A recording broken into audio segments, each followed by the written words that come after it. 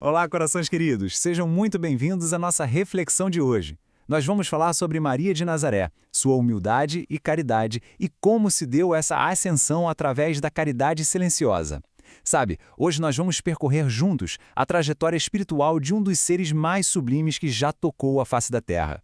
Vamos conversar com uma reverência bem terna, bem maternal mesmo. Nosso objetivo aqui não é só explicar a teoria, mas tentar sentir um pouquinho da grandeza dessa alma, que fez da humildade a sua maior força. Rosa mística de Nazaré e anjo da esperança. É exatamente assim que o benfeitor Emmanuel a descreve. E para a gente começar a entender a essência de Maria, não tem nada melhor do que mergulhar nessas palavras poéticas.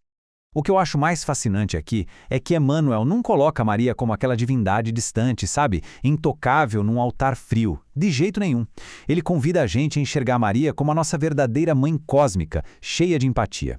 Aquela mãe que desce aos abismos da sombra para ajudar, para erguer a gente, sendo nosso maior anjo de esperança. E se a gente for buscar na doutrina, lá no rigor de Allan Kardec, o que é um espírito puro? É aquele que atingiu o topo da escala evolutiva sem nenhuma influência material e que reencarna só para missões de altíssima relevância.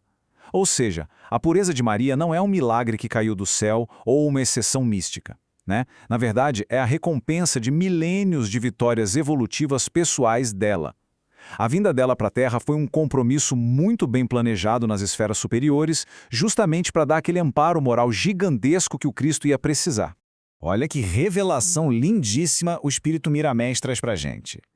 Antes mesmo de ser Maria na Palestina, esse espírito já era conhecido nas altas esferas como Sofia, e o mais tocante é a lucidez dela. Enquanto a grande maioria de nós, quando vai reencarnar, adormece ou fica meio perturbado com o processo, ela não. Ela manteve uma consciência totalmente operante. Durante a própria gestação física, ela continuava trabalhando sem parar no plano espiritual, perfeitamente ciente de quem estava no seu ventre. É o ápice da humildade, sabe? Aceitar o limite do corpo físico sem nunca perder a visão do infinito. Imagina só esse contraste. De um lado, a realeza terrena com seus palácios, ouro e orgulho. Do outro, a realeza espiritual, marcada pela humildade da estrebaria, pelo silêncio e pelo poder de intercessão. A realeza do mundo sempre exige reconhecimento, né? Mas a verdadeira realeza, que a Maria nos mostra, escolheu nascer numa estrebaria. Quando todas as portas se fecharam, a natureza acolheu aquela família. Foram os animais que aqueceram o ambiente. Isso mostra pra gente como a nossa visão humana é limitada, e muitas vezes a gente fica cego para a luz divina que está ali, escondida nas coisas mais simples. Tem fé, mulher, porque teu filho alcançará o céu. Crê, porque ele é filho de Deus.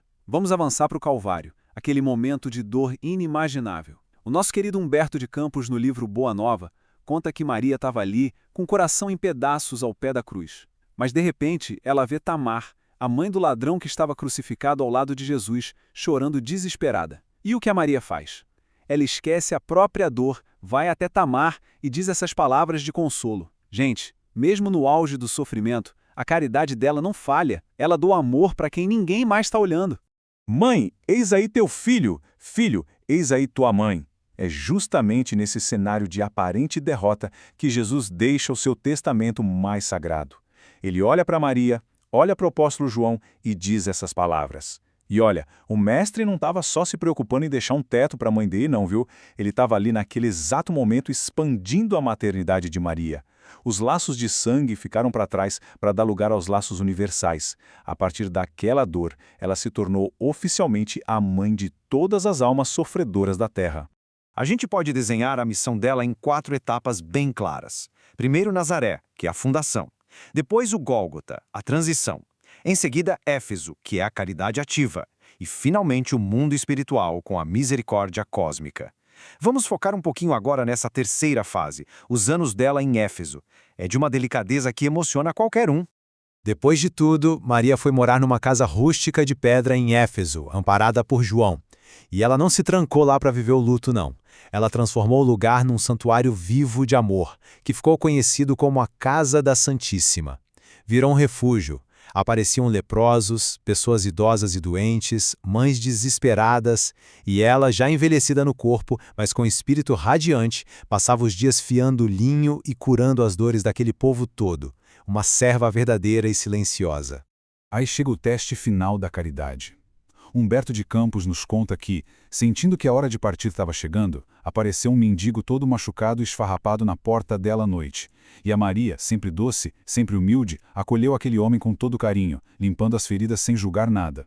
Só depois desse teste final é que o mendigo se revela. Era o próprio Jesus, todo iluminado, que tinha vindo buscar a mãe. É a prova viva de que os laços de amor puro são absolutamente indestrutíveis. Mas olha, não pensem que a história acaba nesse reencontro no céu. Na verdade, começou uma etapa de trabalho ainda maior.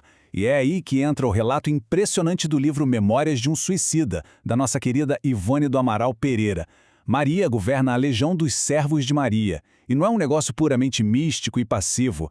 É um sistema altamente organizado, uma verdadeira engenharia espiritual, montada estrategicamente para resgatar os espíritos que atentaram contra a própria vida e que estão perdidos no desespero.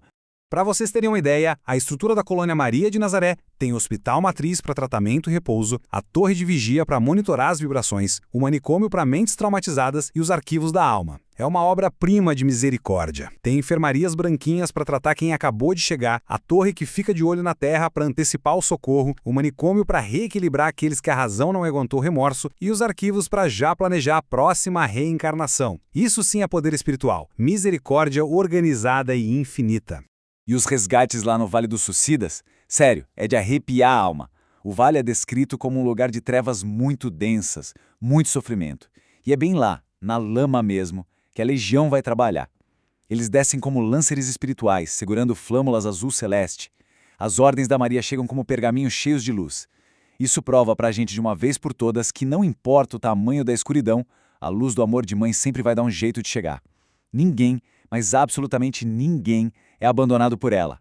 Repousai sem receio. Sois todos hóspedes de Maria de Nazaré. Imagina você chegar no hospital espiritual, todo machucado e arrependido do que fez, e em vez de ouvir um juiz te condenando, você escuta essa frase nas enfermarias. Os trabalhadores lá não tratam ninguém como réu, tratam como um irmão que está muito doente. Eles sabem que a cura de verdade só vem quando a pessoa desperta a consciência, mas o ambiente que eles oferecem é de amor total. A humildade ali se traduz em acolhimento incondicional. Bom, aqui a gente precisa entender como funciona a intercessão como alinhamento vibratório, segundo a doutrina espírita. Não é que a Maria vai lá e convence Deus a perdoar alguém. A misericórdia de Deus já é constante o tempo todo. A intercessão funciona, na verdade, como um ajuste de sintonia.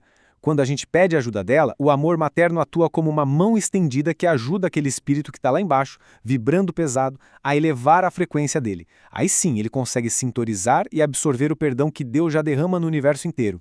O conceito de maternidade universal divina nos diz que é uma delegação onde o coração materno vira o próprio santuário de Deus. O Emmanuel explica isso maravilhosamente bem. Ser mãe, nessa dimensão, vai muito, muito além de laço biológico. É transformar o coração num espelho da bondade de Deus para amparar as almas. A caridade e a humildade da Maria de Nazaré são, com certeza absoluta, o molde perfeito para todos nós entendermos o que é amar além de si mesmo. E assim a gente chega ao fim da nossa reflexão de hoje com um coração bem mais leve. Mas fica essa pergunta ecoando: como é que nós, na correria do dia a dia, podemos refletir a caridade silenciosa e a humildade de Maria? Como a gente pode silenciar quando alguém ofende e, no lugar de julgar, oferecer amor? Vamos tentar seguir o exemplo dessa Mãe Santíssima, né? Transformar a nossa dor em trabalho no bem. Lembrem sempre, onde tiver sombra, a gente pode escolher ser o brilho azul celeste da esperança. Que a paz envolva nossos corações e até a próxima!